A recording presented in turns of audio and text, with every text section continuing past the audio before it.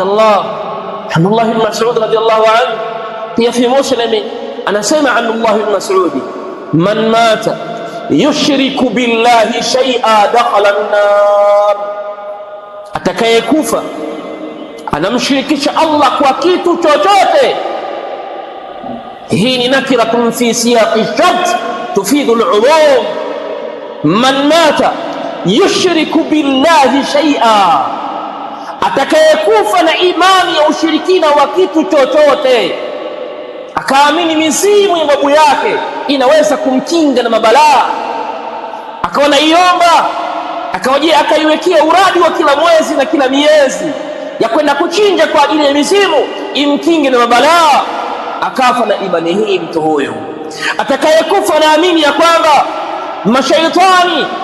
mashaitani almal'unin waliolaaniwa na Allah subhanahu wa ta'ala yatasarrafuna fil kawn, wanayaendesha mambo ya dunia mengi, wanaweza kukupa manufaa na wakakuondoshea madhara, akaamini hivyo na akayatumia, mtu huyu anafanya ushirikina, akafa na imani hii.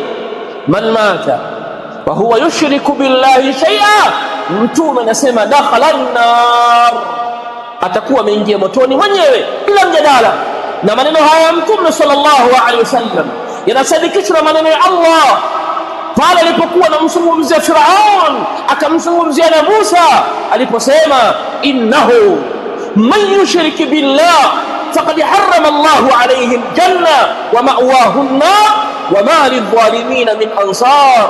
Jambo lilivyo hakika, yeyote mwenye kumshirikisha Allah subhanahu wa ta'ala, man yushrik billah faqad harrama Allahu alayhi aljanna, Allah amemharamishia pepo, wa ma'wahu an-nar, na mafikio yake ni motoni, wa ma lidh-dhalimina min ansar, na washirikina hawana wa kuwanusuru. Ayuha al-abdu, ewe mwanadamu, yatafakari haya maneno ya Mola wako.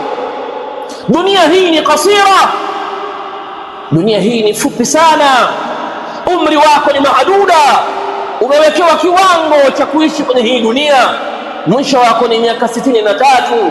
Madha taqulu, nini unasema idha waqafta baina yaday Allahi tabaraka wa taala alkhaliq lissamawati wal ardh? Utasema nini mbele ya yule ambaye utakayesimama mbele yake aliyeumba mbingu na ardhi na vilivyomo?